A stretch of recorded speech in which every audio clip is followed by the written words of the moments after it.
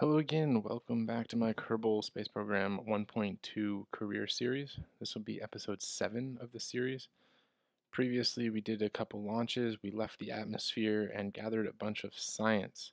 I had mentioned that I was going to upgrade a couple buildings. They're going to be the astronaut complex and the launch pad. We'll do that right now. The astronaut complex I'm upgrading because it'll allow me to perform an EVA, which will provide more science up in space. So we're going to upgrade that. You can see the texture upgraded. Same thing with the launch pad. This will allow me to have more weight on the launch pad, thus being able to build a more efficient orbiting vehicle. So we upgrade that and it gets a little bigger. Now it's time to spend the science that we have. The two nodes I want to unlock are advanced rocketry, mainly because I want the Terrier engine. And then I'm going to unlock fuel systems because it provides me with these two tanks, these larger liquid fuel tanks. And those will be helpful trying to achieve orbit in just a moment. Okay, so now we have those two nodes unlocked. We have these two buildings upgraded. Let's go into the VAB.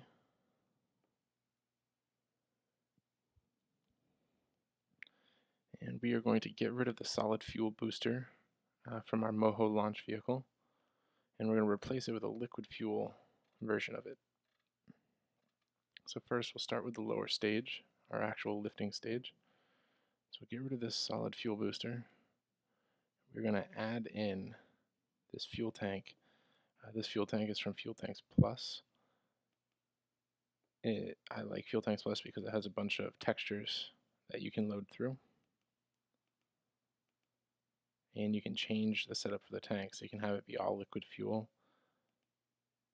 just oxidizer, just monopropellant, or both. Or you can change the texture. For this one, I'm going to stick with a white theme, I think. There we go, perfect.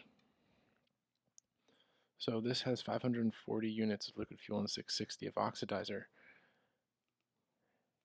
bringing our mass up to, or our weight up to 78 kilotons. Well, I'm going to use our Reliant liquid fuel engine down here in the bottom. Reason why is because it's providing me with 205 kilonewtons of thrust, so I can get up to 20.5 tons at launch. And right now, we are at 9, roughly half. So that's going to be our lifting vehicle right here, our first stage. But we are going to want a second stage, one that's more fuel efficient for the second half of our mission. So we will use this to launch up and then use the second stage when we're out of the atmosphere or nearly out of the atmosphere to begin accelerating our orbital velocity so we can achieve orbit. Okay. So outside of the atmosphere, this Terrier engine has 60 kilonewtons of thrust. That means it can have 6 tons of weight. I'm going to try something here by adding that one on, or that fuel tank on, with this Terrier engine. I think that's going to put me over my 20.5 tons. Nope. Perfect. So I can still take off.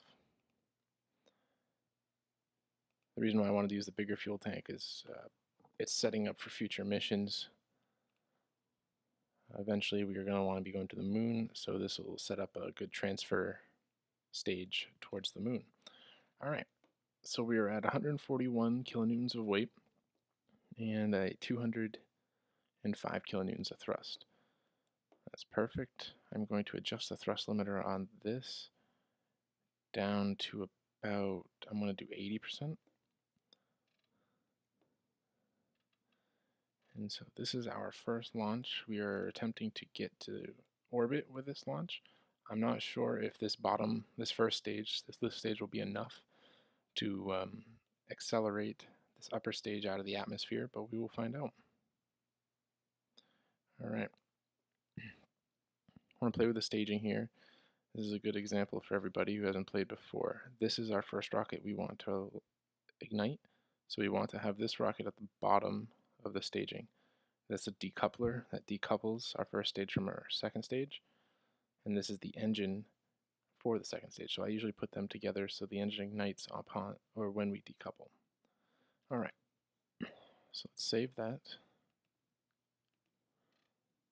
Use our launch struts.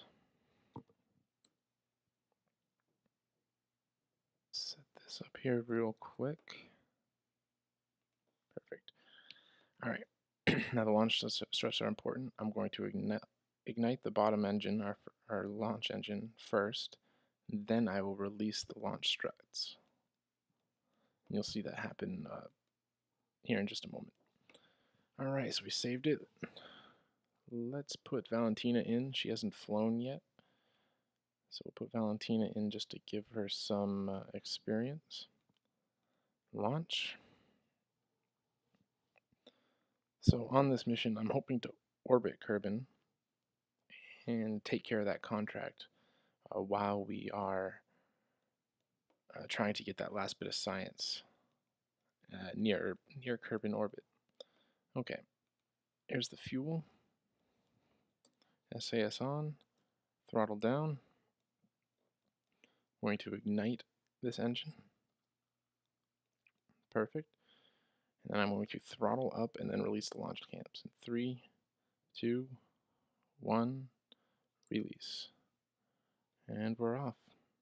Once I clear the launch clamps, I'm going to initiate my tilt 90° east. It's a little difficult to turn because the Reliant engine doesn't have gimbaling, meaning the nozzle can't tilt back and forth to assist in our tilt. So I am only using the SAS control from the capsule. Okay, I'm going to fast forward through here. We seem to be flying pretty steady at ×2 speed. That's good. And it seems we may have enough fuel to leave the atmosphere, which is also good. All right, map view. Keep an eye on our apoapsis. Go to our stage view, which shows us how much fuel we have left just in the stage we're on. Otherwise, we'd be looking at how much fuel we have left on the total vessel, which is much different. Okay. Continue our climb. Perfect. We're about to run out of fuel. Maybe I should have done 2 of these. Out of fuel. I'm going to cut the throttle, decouple, and then engage full throttle as soon as we finish the decouple.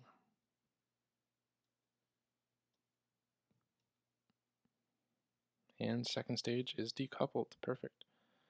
We'll let that keep climbing. We will probably not reach orbit on this mission, which is totally fine, as long as we leave the atmosphere and get that science that we're looking for. But I'm just going to fast forward and let our vehicle continue its ascent.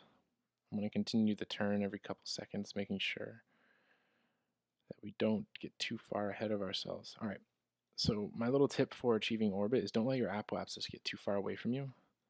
Now that it's almost out of the atmosphere, drop your throttle, but don't go to 0 throttle. Keep letting your throttle increase your altitude and your speed, your orbital speed here.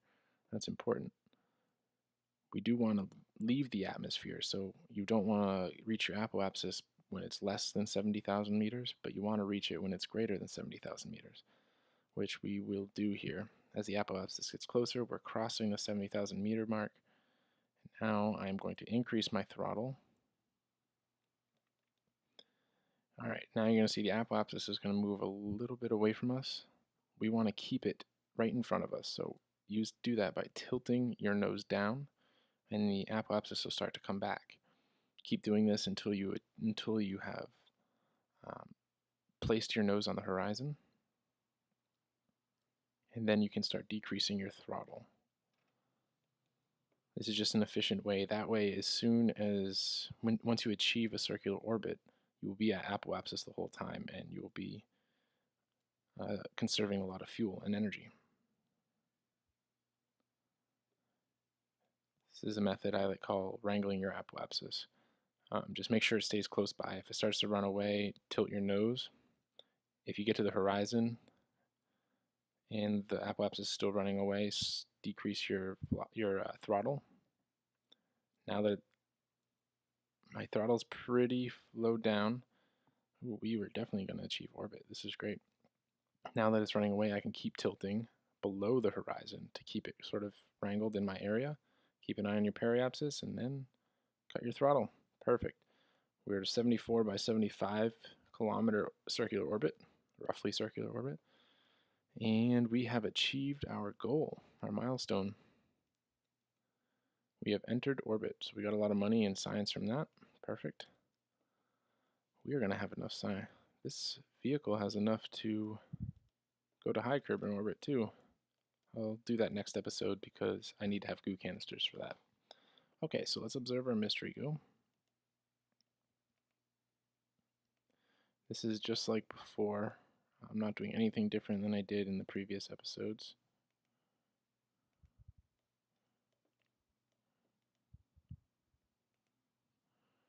Perfect. Now we're going to EVA. Now when we do our EVA report, we're going to read this because we have an EVA report from space just above Kerbin's grasslands.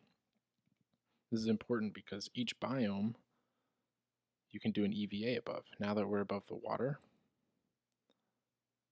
I can board, do another EVA report.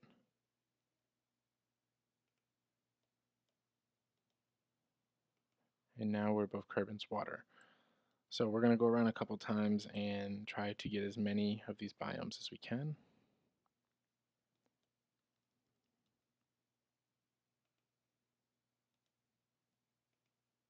Still above the water. Still above the water. We're looking for shores, and there are the Kerbin shores right there. Board again.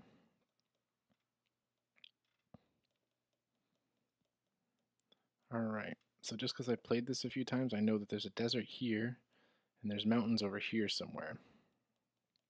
I don't think I'm going to be able to see the mountains, so I'll just get the highlands right here. You can tell there's little hills. EVA report over the highlands, perfect. I might be able to get a mountain right there. That might be highlands still. Worth a try though.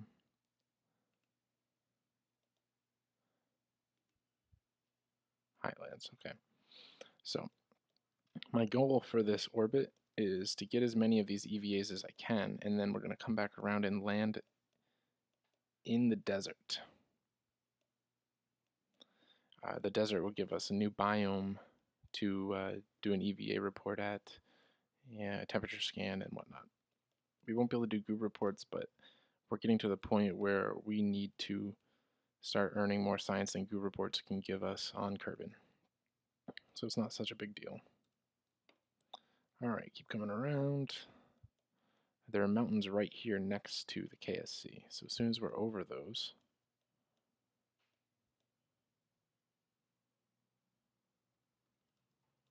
I will EVA.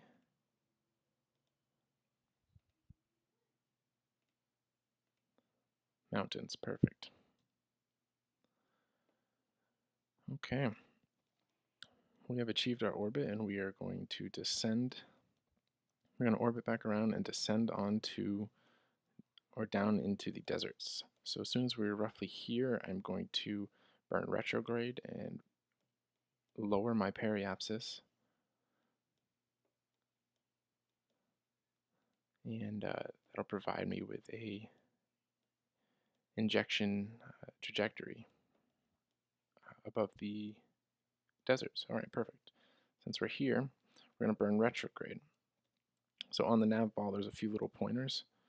There's a retrograde marker with an X, and then there's the prograde marker on the other side that has no X. Retrograde is burning directly behind you, so you're slowing down, and then prograde's burning in front of you so that you can speed up. Alright, I'm going to burn it, and you're going to see this apoapsis is going to run over to me, and this periapsis is going to run around to the side. We're going to keep an eye on the periapsis, just a nice easy burn. We're in the atmosphere underneath 70 meters, but I want to decrease this so I can come down and land in the desert. And you'll see how I do that in just a moment. We're going to keep going. At this point, we are landing no matter what.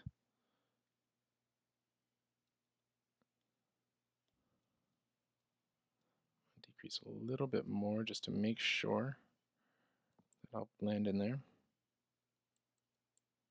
Perfect. All right.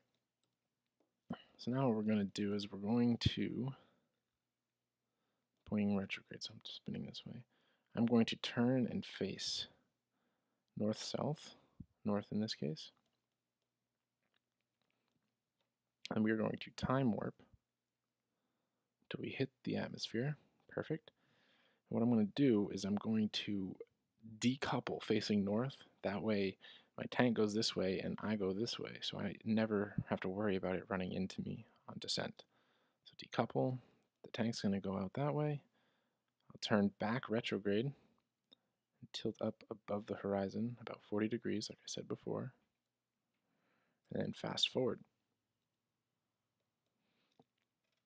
And you can descend in map view if you'd like. Just keep an eye on your altitude. The important part is your altitude. You have all the information of how your vessel's facing and what's happening to it in the nav ball down here. As this pressure increases, those are the G's you're experiencing as you're descending through the atmosphere. And you'll see that go up. But we are slowing down nicely.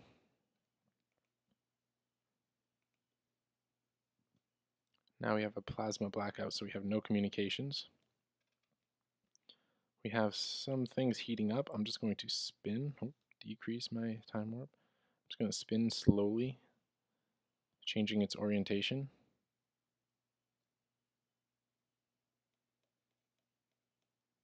Oh, we are going to lose our goo canister, I believe.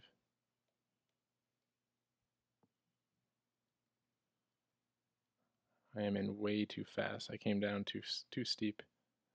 Try to tilt up a little bit.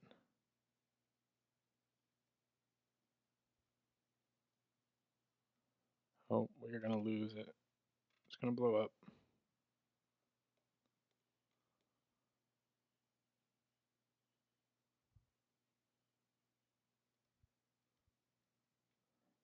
I'm trying to rotate around, sort of like a rotisserie chicken in an oven. You rotate around so the cooler air above the vessel can help try to cool some of the parts. Oh, we might make it through. There it goes, it's cooling down now. Perfect. All right, so we are descending up over the desert now. We don't have to worry about anything blowing up, which is good. The desert's near sea level, so we can keep an eye on this, and as it gets to about 10,000 meters, that's when I'll switch screens and just keep an eye on my height visually.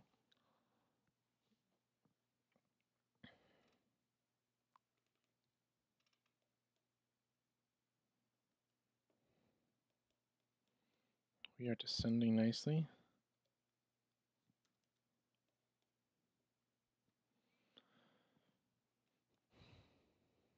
Okay. Success. I thought we were going to lose one of our goo canisters there and have an explosion occur, but it didn't happen, thankfully. So we're going to get all our science back and be ready to go back to orbit. And this time we will go to high Kerbin orbit, since there is one more science tier there before we start going to the moon and getting some really big science there. Okay, so I'm just going to land. I'm going to collect what science I've got left here on the desert, and then I will recover the vessel. And next episode, I'll see you guys for our mission to high Kerbin orbit. Thank you for watching episode 7, and have a great day.